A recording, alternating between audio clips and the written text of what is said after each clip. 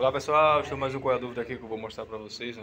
Estou aqui com essa Pop 110 e a gente está realizando a substituição da corrente de comando dela, que ela estava com uns desgastes a mais, ocasionando uns barulhos.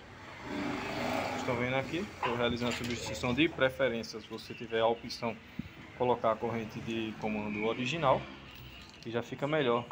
E alguns desgastes que a mesma estava apresentando, como vocês estão vendo aqui, uns desgastes na borrachinha guia da corrente de comando, também estava desgastada, e aproveitei um ensejo para realizar a substituição daqui, ó, do rolamentozinho do comando. Esse rolamento estava ocasionando uma folga aqui e um barulho. E já aproveitando, já vamos substituir o rolamento. De preferência, eu gosto de trabalhar com o Nash.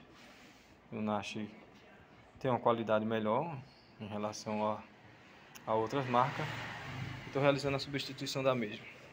Mas se caso você tiver com alguma motocicleta, estiver fazendo algum barulho, alguma anormalidade, uma das coisas que você tem que observar primeiro é o óleo, se o nível do óleo do motor tá ok, se o óleo tá em dia, se botou um óleo de qualidade, para não correr o risco de ter algum desgaste prematuro por causa do óleo.